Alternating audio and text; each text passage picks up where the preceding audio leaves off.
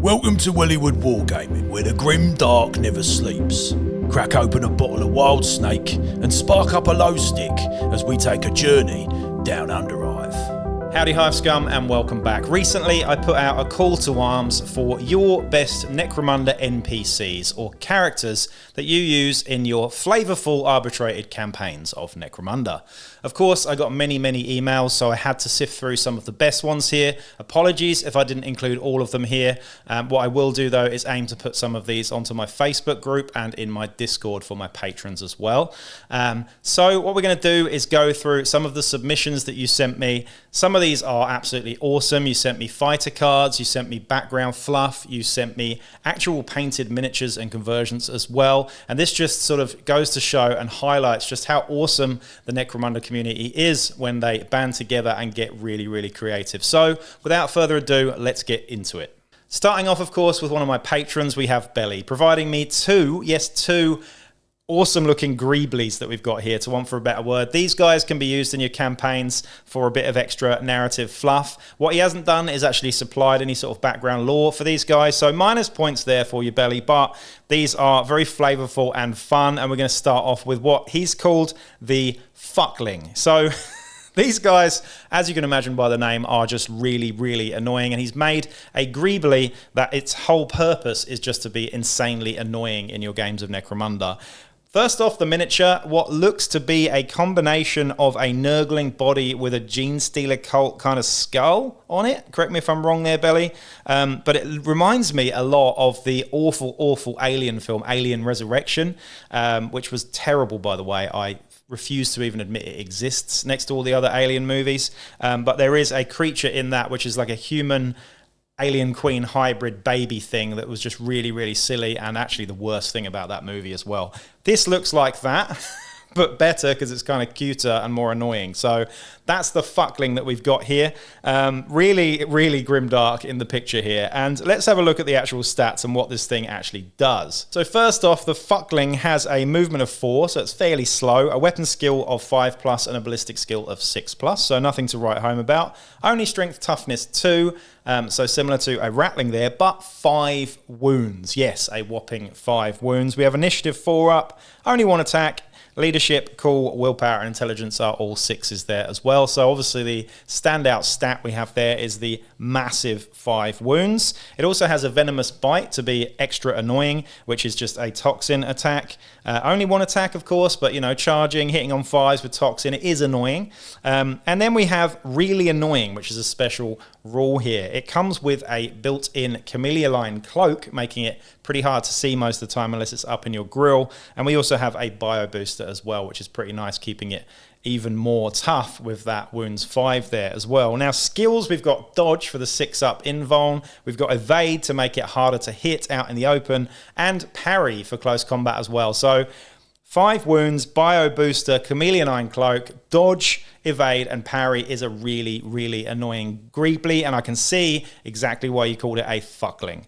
The only thing I would add to that, I would probably give it something like precognition, maybe like one of the cherubs or something, so that it has an invuln save to make it even more annoying. But you've probably tested this out in your games, and if you think this is annoying enough, then absolutely I trust you on that one. But there you go, that is the Fuckling. Then we have what is known as the Red Rifter. Now he's painted up a really nice deep blood red Urgul from the Blackstone Fortress box set. These guys are really creepy, sort of golem looking goblin type things. They're obviously Xenos, but he's named one a Red Rifter here. And it's got a movement of 5, weapon skill 3+, ballistic skill 5+, strength 4, toughness 3, wounds 1, initiative 2, attacks 2, and all the mental stats are 6s again, just like the Fuckling. It comes with inbuilt tough hide of flak armor and heightened senses, which count as photo goggles, and also filter plugs for its immune system there as well. It comes with infiltrate, fearsome, hurl, and iron jaw as well. And it also comes with a rock throw sort of weapon here, which is strength times 2, strength 3, strength times 2 to throw it, strength 3, damage 1, 4+ ammo, and a blast 3-inch with knockback. So a bit like a short range frag perhaps there. Pretty cool, but obviously this guy's not very accurate with a ballistic skill 5+ there. And he's got savage fists as well, which are -1 AP and pulverized. So a nice looking Greebly there. I do definitely prefer the Fuckling just because of the name there, and it's just super, super annoying and flavorful. But I do like the Red Rifter there as well, so thank you for sending those in to me, Belly. I'll be looking forward to painting some of these up myself and using them in my games at some point.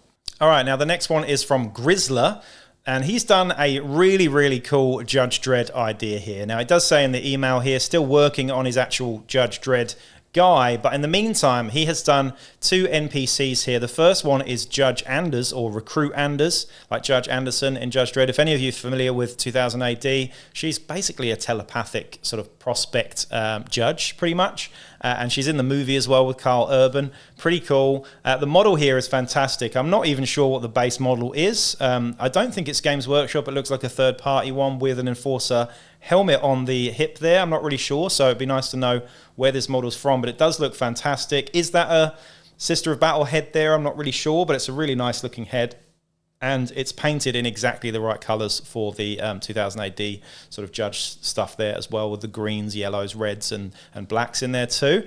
Really, really cool. And then we've got a picture of another NPC here, which appears to be a robot porter, based on a android that's in Judge Dredd as well. There's a little bit of an explanation as to how these guys work in games too. Now, firstly, they have no costs because they can only be played in the campaign by an arbitrator, and Anders has the same stats and basic Palanite rookie, but the one change is the special rules. She has a willpower of 5+, and neither her nor the Law or Judge Dredd can be surprised, ambushed, and set off any form of traps, as long as she is within the movement characteristic away maximum from him. When she gets more powerful, she might gain 1 psychic power, but I'm not sure yet. I'll wait till the new Enforcer book comes out, which is probably quite wise because we're not really sure what they're going to get. Personally, though, I'd just give her telepathy off the bat for now, because I think she is blatantly a telepath, I reckon. Porter, the robot, or DR111, has the same stat line as the Ambot, but with some changes. He has only 3 inches of movement and a 6+ initiative and a 5+ close combat weapon skill, and only 1 health. Does that mean 1 wound, perhaps? Yep. Porter does not have the Cranial Governor's special rule. Instead, it has a few unique rules. This is a cool special rule. Porter is not slowed down or stopped by any walls or terrain that would normally block movement and line of sight. So this guy can walk through walls. Really cool. He knocks them down, and so the movement 3 stat cannot be lowered in any way. He's just going straight through terrain, which I think is really, really cool. I'm not sure how that interacts with stairs and things and doors maybe, but I imagine he just walks through stuff.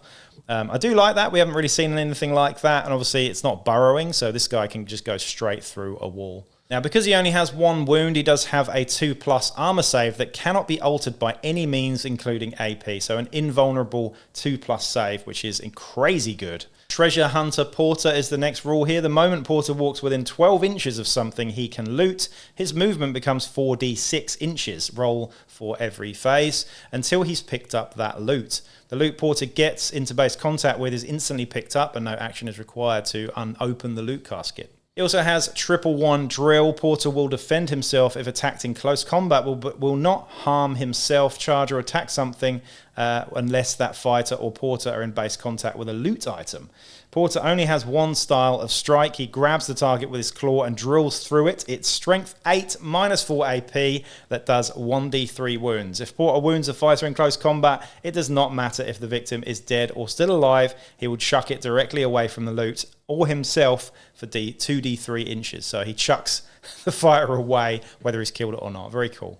We've then got backstories for both of these guys, but honestly, this video is going to be far too long if I go into all of the backstories for the stuff here, but obviously, these guys are based on Judge Dredd stuff, which I think is really cool. I'd love to do a sort of Judge Dredd style Enforcer gang at some point. In fact, maybe I'll do that with the new book coming out and paint them up in the Judge Dredd schemes as well. But really nice effort from you there. I do really like it, especially the paint jobs on Anders and Porter there. Well done, mate. Wow, the next one is incredible. This is from Nils, or otherwise known as Brother Peregrinus on Instagram, so go check it out. You're going to want to when you see these pictures because these are fantastic. Again, there is a lot of lore here, so I don't want to go through the whole thing, but we have this giant sort of Frankenstein's monster experiment here I'm just going to look at the pictures first, though, because these are absolutely magnificent. So grimdark. This is obviously some kind of Gargant from Age of Sigmar. It is huge, and it just looks, it's been done so well. We've got like actual hair on the beard and some really sort of blunt Shih Tzu grimdark vibes going on here. The paint job is exceptional. It's exactly my kind of style. I love this kind of stuff. You know, we've got handmade cloth and robes on this thing as well. Loads of rust and awful looking stuff. A giant mechanical fist. Huge beard. Very, very cool indeed. The base size is questionable. It's quite a small base, I have to say, but we've got some pictures of this guy before he was fully painted up. And my God, it's just magnificent. So yeah, well done there, mate. I've seen all your Instagram stuff and it is really, really good. So go check out this guy, Brother Peregrinus, over on Instagram, because it really is fantastic. This guy's called Aegean, or Aegean, Hecaton, I'm not sure how you say that, but the stats for this guy are giant-like, to say the least. He's got a movement of 5, a weapon skill of 2+, which is very, very good. Ballistic skill 4+, strength 6, toughness 4, and wounds 3. He's initiative 4+, and 3 attacks, with a leadership of 6, cool 6+, willpower 4+, and leadership 7+ as well. For weapons inbuilt to this model, we have the power fist and a rotary flinching saw as well, both of which are really, really nasty weapons. A little bit of versatile on the rotary flinching saw, and of course the power fist hitting really, really hard at strength 9, because it's strength 6+3, with 3 damage and -3 AP, with pulverize and power. Really nasty. Comes with a servo harness full as well, a friends-on collar, and a dose of slaught. So this guy has, of course, Berserker, True Grit, Nerves of Steel, and what's the other one? Unstoppable, as well as he's taking that friends-on collar. So, really, really scary. We then have Berserker, Bull Charge, Nerves of Steel, True Grit, Unstoppable. Yeah, so those are rolled into that friends-on collar there, with Bull Charge adding to that charge of, strength 10 now, I think, on the charge. Yeah, strength +4 with knockback on the power fist. Really, really nasty. He's 545 credits as well, so a very, very expensive fighter there, but tons and tons of lore in this. I'm just going to sort of skim through it quickly. He stammered like a child at the basic stage of development, but was able to discreetly read the reports of our experiments on him and his fellow creatures and draw conclusions from them. I even caught him one day correcting a quantum equation on our research board while the laboratory was closed. I had an almost paternal kind of sympathy for him, unlike his creator Uranus, who saw him as nothing more than an abomination, one more failure to be buried in the underworld far beneath the hive. It was, I think, the genuine compassion for him that earned me my life. As for the whereabouts of the Hecatonkira today, I have no idea, but I am certain that our unfinished giant still lurks in some forgotten corner of Primus. Absolutely magnificent, mate. Just really, really cool. When I asked for NPCs and characters, I couldn't have asked for more than this. This is just fantastic. So well done. Amazing model. Great stats and stuff, and some awesome lore in there as well. So really, really good effort there. The next one from Joe Charla is really awesome. Brother Squeak. It's funny, actually, because this model I'm actually using currently as a pet giant rat for my Underhive Skaven Cawdor / Nordor gang as well. So it's interesting timing that you send this, because this guy, awesome little model. I have no idea where I got this thing from. But it is a tiny, tiny little plague monk with a knife over his head. Really awesome. I'm not sure what kit that comes with, maybe the plague monk kit, but Brother Squeak, trained by Rattus Tatterskin, and he's revered by all Cawdor. He's generally a bit of a nuisance, turning up all over the board at random times. We've had a lot of fun with him, including him in the scenarios. Great looking model here. He's got a little red sort of cowl on like a redemptionist, and a little flag behind him that says Squeak on it as well. So really, really cool, this one. I normally play him as a bomb rat, but had a bit of fun knocking up a card for him. Think I'll play him like this now, to be honest. Based him a bit around a Cherub Servitor for stats, but added Sermon and Evade as skills, as he's supposed to be a little preacher, and of course a sneaky rat. He also has just been given a knife to match the model, and I went with 20 credits, as that's the closer to a Juve Bone Picker sort of cost. So really cool. Not a huge amount of fluff on this guy, but, you know, just so much character, and a great sort of addition to the NPCs that we've got submitted so far. I really, really do like this. And yeah, if you can get your hands on this little model, it is tiny. Tiny. It's smaller than an Nurgling, and he's got a little sort of machete over his head there as well. So thanks for that one, Joe. I look forward to using your stats maybe for my little guy as well. The next one's from Alan, and he has done some Xenos stuff, which is really cool. The Sloth that we've never had models from in the whole of 40k ever, I don't think. He has done some really cool Sloth research here, which is just awesome. So I'm going to go through some of the sort of fluff and lore and look at the pictures here as well. The Collective, Evil Nemesis Sloth Xenos. We'll use them as a patron for morally flexible gangs. He will grant underdog bonuses like Psygrubs, Thread Needleworms, and access to various minions. The Collective will in the end betray or be betrayed by its sponsored gang. Goal, cause as much chaos as possible so it can feast on all the brains. Sloth ability is mostly defensive. Enemy fighters need to chip away at the worms. He hasn't actually seen combat yet. The Enslaver is a 3D print, a line enslaver in the Underhive with as many varied mind slaves as possible. Players will face a whole gang of whatever random miniatures the arbitrator has. The goal is to enslave vulnerable psychers so it can bring more enslavers to Necromunda and doom the entire planet. Minions are random bad guys that will either be a random nuisance NPC or can be gained as temporary allies as a boon. They die easily because I don't want to track the health status. The minion ability is change all injury results against this fighter to out of action. The fighter does not award any experience points. The Sloth ability counts toughness as 3 higher against toxin and gas, immune to fear, immune to rad, and can act normally when on fire. Unarmed attacks have the toxin trait, and they ignore all out of action and severely injured rolls on the injury dice. Oosh! The Enslaver ability is immune to insanity and all telepathy powers. They're also flying. They have the Overseer skill as a basic instead of a double, and the enemy must succeed a willpower check when targeting the Enslaver with ranged, close combat, or psychic attack. On a failure, the attack is not made and the action is wasted. So a bit like Terrifying, but also for psychic attack there. The Enslaver has a movement 4, weapon skill 5+, and ballistic skill 3+, strength 3, toughness 4, wounds 4, initiative 4+, and attacks 3, with the mental stats of 4+, 6+, 5+, 6+, with the Enslaver tentacles here as well, which are versatile and cursed.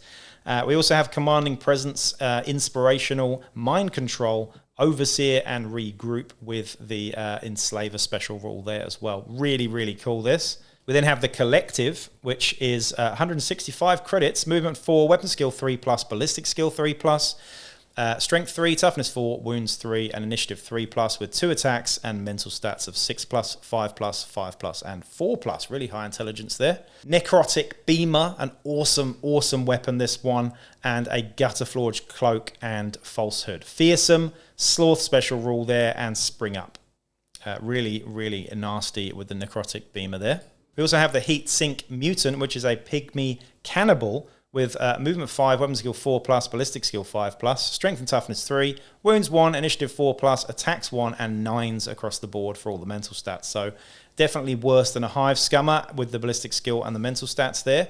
And then it has dodge and the minion special rule that we looked at as well. In terms of the miniatures, these are awesome. I'm not sure where this 3D print came from, but this giant sort of octopusy squid type thing, really, really creepy, nicely painted there as well. Looks like a large Tyromite actually in a lot of ways, doesn't it? We've also got this sort of actual sort of wormy sloth dude. I've never really seen much official artwork for sloth, but I think they do resemble this, like a hooded figure with tentacles coming out, no real sort of actual solid form so much. I think they are actually a bunch of worms, aren't they, the sloth? I'm not really sure. I'll have to do some research on that, but very, very cool with this sort of staff there as well. A Delac body by the looks of it, with the sort of green stuff tentacles coming out there. Some nice sculpting work there, well done. And then we have a bunch of Age of Sigmar ghouls by the looks of it that have been converted and kit bashed into sort of fit Necromunda Underhive vibes with auto pistols and rusted weapons. All in all, really awesome, Alan, so thank you for sending me that one. Yeah, I love to see some Xenos stuff in the Underhive. It's nice to get a bit of extra stuff that we don't see in 40k very often, so well done on the research there, and yeah, really exciting, that one. I do like it. The next one's from Kyle Bailey, so shout out to you here. This one is really, really cool, actually. Some really nice kit bashing and an awesome looking model that looks almost like it's come out of a time warp from Mordheim into Necromunda. So a hybrid between Mordheim and Necromunda is always going to be a winner. His name is Oberlin Zistral Krupp, and he was dispatched at the behest of his master, Lord Gerontius Helmore, to requisition local, aka cheap and or expendable, downhive elements to track and capture the unsanctioned psyker who has gone to ground in the underhive, ostensibly before having to call in any experts. Oberlin is armed with an Archaeotech pistol, carapace armor, and displacer field. Not to mention, he's also armed with a cruelly indifferent and haughty disposition. I've attached some whip pictures below. Look at these, though. Fantastic looking miniature. I'm trying to see what this actual miniature is made up from. It looks like some sort of Empire head from Old World, perhaps. Correct me if I'm wrong there. He has got the sort of low stick or sort of cigarette holder from, I believe, Janos Slint from Blackstone Fortress. I do like guessing what these parts are from, actually. It's quite a fun game. He's also got the upper sort of body of a Gene Stealer Neophyte by the looks of it, or maybe one of the Acolytes, and a lower half of a Delac body there as well. So I think I've guessed most of the bits there. The Archeo pistol is from... Oh, I'm not sure what that's from, actually. It could be from Admech or something, and there's a cloak on the back there. Again, not sure what that's from, but awesome looking kit bash. Love the pose, actually, the fact that he's kind of squatting. You got the Delac body that's kind of squatting and sneaking forwards. This guy looks awesome. He's also got the arm from, I believe, said same Empire miniature from Age of Sigmar there as well. The big feathers on top. This guy just looks really grimdark, and yeah, I love the cigarette sort of low stick holder in the hand there as well. That is the icing on the cake there. So yeah, well done for that one. No actual official stats here, but I imagine this guy is going to be similar to a bounty hunter of sorts, just with a bunch of extra shenanigans. Make sure you give him low sticks as well, by the way. I'd love to see a fighter card for this guy because it is really awesome. But if you want to kit bash it, I think I pretty much guessed most of the parts there, so you could easily do that, and most people in their bit box for Necromunda should have lots and lots of Empire bits, lots and lots of Gene Stealer Cult bits, and of course some Delac bodies as well. So yeah, very well done there. Professor Bleep Bloop, great name on Instagram, by the way, Michael Maxwell, has sent me this gigantic miniature. I'm not sure where this miniature is from, but it's very, very creepy looking. It is huge. Absolutely huge. I think it's, what was it, a 90mm base that's mentioned here. This guy, I'm not going to go into all of the lore here, but this is a sort of chronobiologist campaign. This guy is used as the sort of main bad guy in it, I suppose. We've got lots of cool looking plants and whatnot, sort of like hands coming out the ground here, and this gigantic green and yellow Titan, Bio-Titan by the looks of it. Yes, a Sump Titan. Movement 4, weapon skill 3+, ballistic skill 4+, strength 5, toughness 6, and 12 wounds. So 12 wounds, initiative 4+, 2 attacks, leadership 7+, cool 4+, 6+ willpower, and intelligence 10+ here as well. 2 unique weapons. We have the Crushing Grasp, which is a 2-inch versatile close combat weapon, strength +1, so 6, -1 AP, 2 damage, entangle, pulverize, and versatile. Very nasty. We also have the radioactive burst here as well, which is 9 inches at short range, 15 inches at long range, +1 to hit at short range. It's -1 AP, it's blast 5 inches, gas, and radphage. So really nasty, that one. He has a Sump exoskeleton armor of 3+, and a radiation barrier, which is an invuln 5+ as well for the save there. Fearsome and impetuous are the skills here. This guy cannot be pinned at all. No out of action injury die results count. Ready markers, he gets 2, just like a Spire Hunter. He's got the Sump Grasp, Sump Grapple, Trailing Sewage, immune to Radphage, Rad Sewage, always visible, and in-phase response special rules as well. We'll go into those now. At the start of the Titan's first activation each round, place a Sump Arm in base contact with the closest visible fighter that is not already in base contact with the Sump Arm. Repeat this process until there are no Sump Arms touching the Titan or valid targets. I guess we'll see what these Sump Arms are. At the end of each of the Titan's activations, move all Sump Arms directly towards the Titan equal to their movement, moving any fighter in base contact with the Sump Arm. So he drags you towards him with these arms coming out of the ground. Very, very cool. Whenever the Sump Titan completes a move simple action or consolidates, place 4 rad sewage template behind it. A 4-inch rad sewage template behind it in base contact. Rad sewage is considered dangerous terrain, and models within 3 inches are visible. In the end phase, for each rad sewage template, roll a d6. On a 1 or 2, the template is removed. Apply a -1 modifier to this roll for every 6 inches away the Sump Titan and the rad sewage template is. Fighters wearing a hazard suit treat this template as difficult terrain instead of dangerous. In each end phase, you roll a d6. On a 1, the Titan performs the Sump Grasp special rule. On a 2, the Sump Arm move action towards the Sump Titan. On a 3, all Sump Arms are placed in base contact with the Titan. Do not move any fighters in base contact with the Sump Arms. On a 4, the Titan performs a fight basic or shoot basic action.